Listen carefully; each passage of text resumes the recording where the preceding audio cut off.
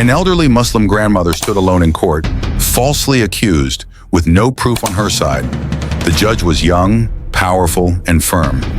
No one knew that this single case would quietly change the judge's life forever. The story begins in a quiet courtroom where most days look the same. Wooden benches, serious faces, and the heavy silence that always comes before a verdict. On the judge's seat sat a woman in her early 30s. She was calm, disciplined, and known for her strong sense of logic. Her life had been built on rules, evidence, and reason. She believed that justice could only exist when emotion stayed out of the way. Faith to her was something private. In court, only facts mattered. She had grown up with Christian beliefs and moral teachings, and she respected them deeply. But as a judge, she believed law stood above personal belief. She had worked hard to earn her position and never allowed sympathy to influence her decisions. Many people praised her firmness. Some feared it, but everyone respected her. That day, a case was brought before her that looked simple at first. An elderly Muslim grandmother had been accused of theft and fraud. The charges were serious and could ruin what little peace remained in her life. When the old woman entered the courtroom, she moved slowly. Her body was weak with age. Her clothes were simple and clean. Her hair was completely white, and her back was slightly bent.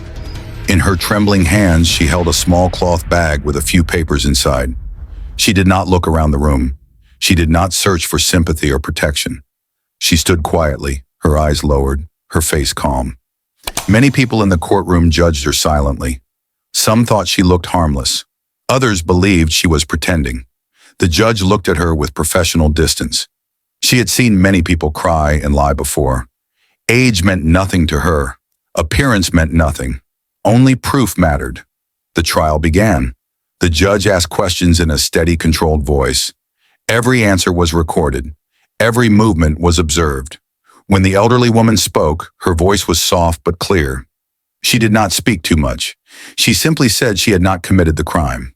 When the judge asked why she seemed so calm despite the serious accusations, the old woman replied that justice does not come only from humans. She said she believed justice comes from God. The words were simple, but they carried deep conviction. Witnesses were then called. Their statements sounded strong at first. They spoke confidently, as if the truth was already decided.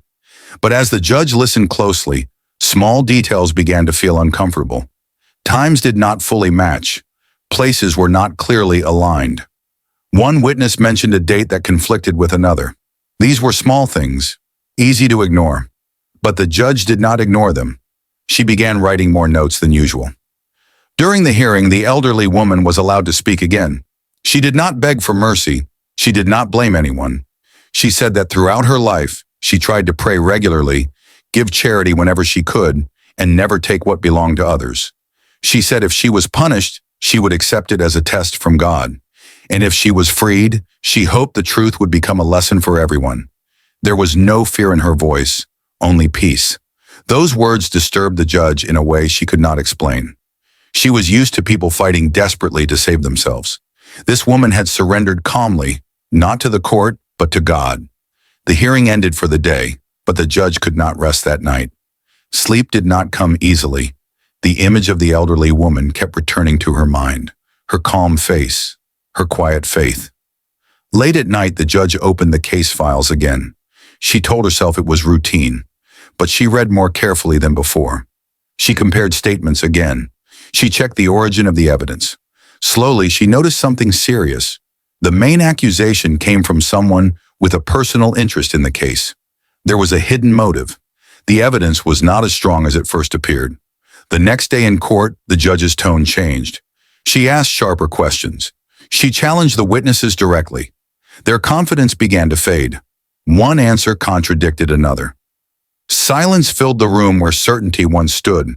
Faces turned pale. The truth began to unravel. Finally, it became clear.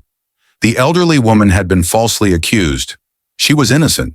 When the judge struck the gavel and announced her freedom, the old woman lowered her head and cried quietly. She did not shout with happiness.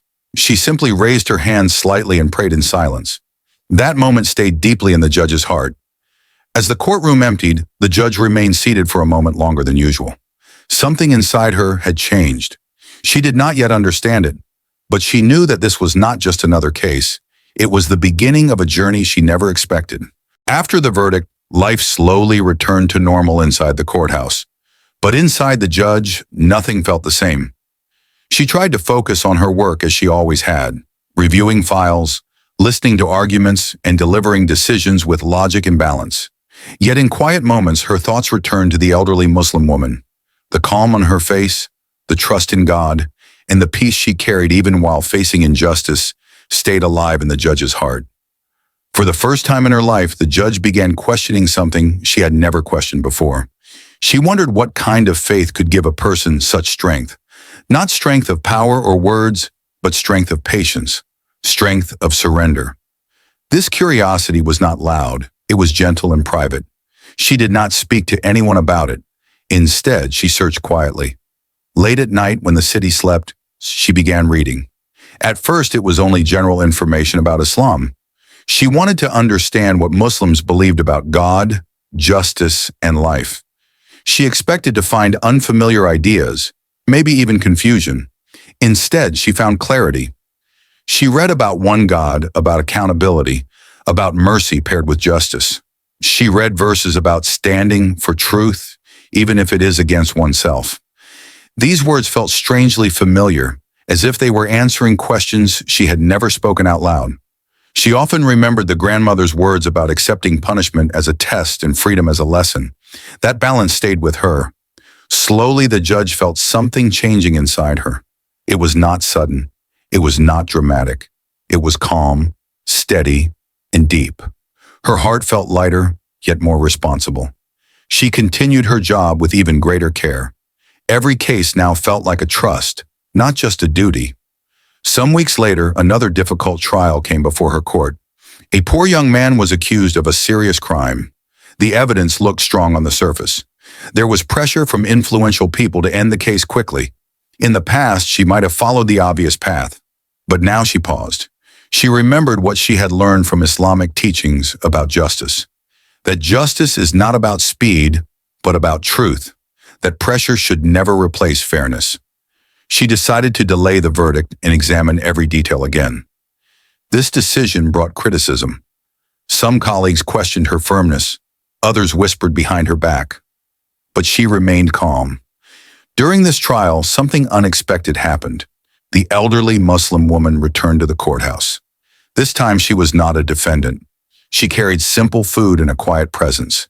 She did not approach the judge directly. Instead, she left a short message through a court officer. The message said that she always prayed for the judge, asking God to give her strength to stand for truth. When the judge heard this, her eyes filled with tears. She realized that her life had been connected to this woman in a way she could not explain. The prayers of someone once considered weak had silently shaped her path.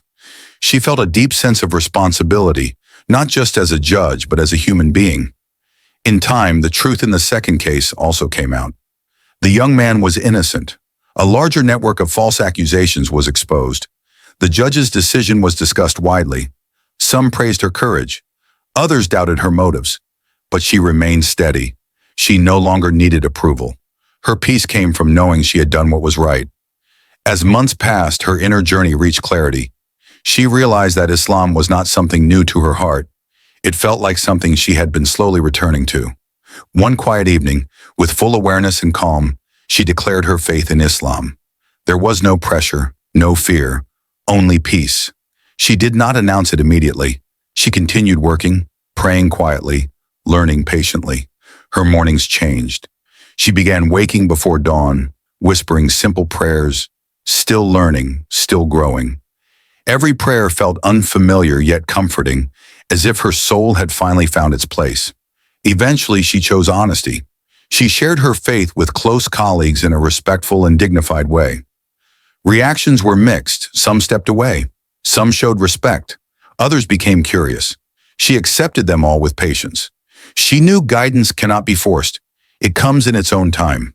Today, whenever she looks at someone standing alone in her courtroom, she remembers where her journey began, with an elderly Muslim grandmother who trusted God when the world doubted her. The judge now believes that true justice is not just about winning cases. It is about protecting dignity, truth, and humanity. And in every verdict she delivers, she silently prays that her steps remain pleasing to Allah, just as the sincere prayers of one elderly woman once changed her life forever.